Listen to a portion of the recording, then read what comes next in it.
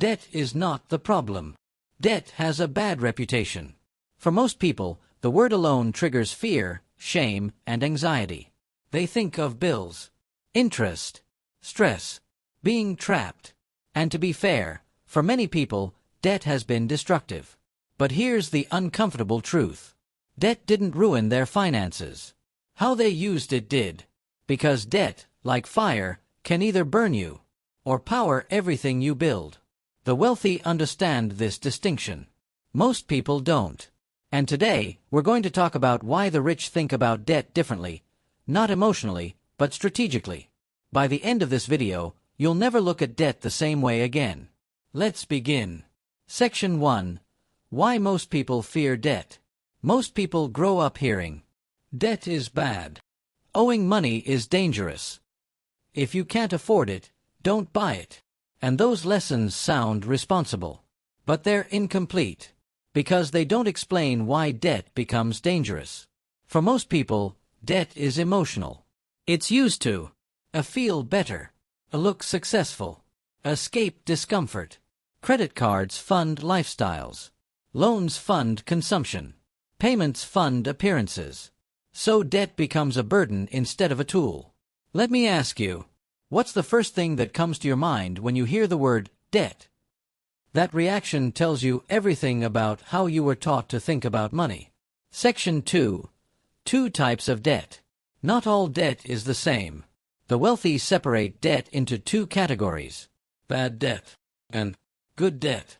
Bad debt buys things that go down in value. It requires your income to survive. Produces no cash flow. Good debt buys assets. Produces income. Pays for itself over time. One drains you. The other feeds you. The problem isn't debt. The problem is using debt without leverage. So here's a question. Is your debt working for you, or are you working for your debt? Section 3. How the rich use debt as a tool. The wealthy don't ask, can I afford this? They ask, will this pay for itself?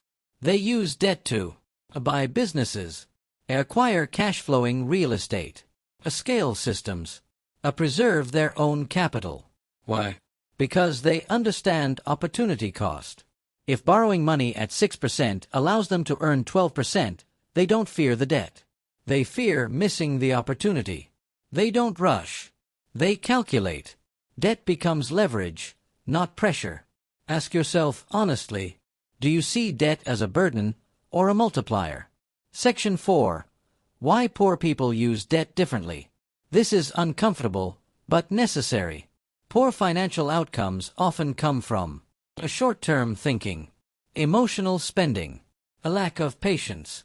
Debt is used to impress others, satisfy impulses, delay discomfort, no asset, no return, just obligation.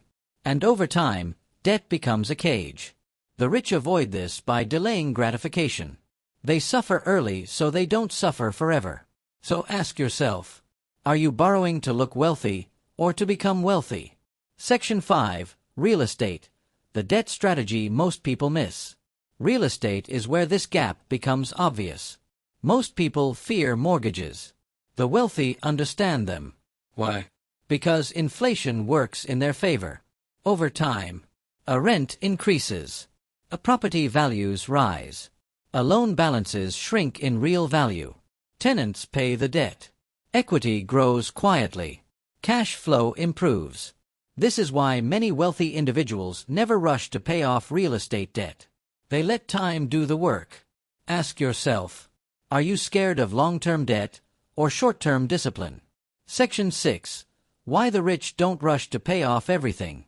This surprises most people. The wealthy don't obsess over being debt-free. They obsess over being cash flow positive. Why? Because cash flow provides flexibility, safety, opportunity. Paying off low-interest debt too quickly can actually slow wealth creation. The question isn't, how fast can I eliminate debt? The question is, what does this debt allow me to build? What would change if you focused on cash flow instead of fear? Section 7. When debt becomes dangerous. Debt becomes dangerous when income is unstable. Emotions drive decisions. There's no margin for error. Growth assumptions are unrealistic. The wealthy respect debt. They don't worship it. They leave room for mistakes. They stress test scenarios. They plan for downturns. Debt isn't evil. Recklessness is. So ask yourself, do you have buffers, or are you hoping nothing goes wrong? Section 8. How to think about debt going forward. Here's a simple framework. Before taking on debt, ask 1. Does this asset produce income? 2. Can it survive without my salary? 3. Does it grow over time? 4. Do I still win if things slow down? If the answer is no, pause. Debt should expand your freedom, not compress it. Your goal isn't to avoid debt forever. Your goal is to graduate into using it wisely. What would change if you stopped fearing debt and started understanding it? Debt reveals who you are. Debt doesn't define you. It reveals you. It exposes your patience, your discipline, your thinking horizon. The wealthy aren't reckless. They're intentional. They don't fear debt. They fear ignorance. And now, you're no longer ignorant. So here's the final question. What will you do differently from today onward? Because financial freedom isn't about avoiding tools. It's about learning how to use them correctly. If this series changed how you think about money, then your future just changed too. Like this video if it challenged your perspective. Comment below, what's your new view on debt? Subscribe, because this channel isn't about hype, it's about clarity. Money doesn't reward fear. It rewards understanding.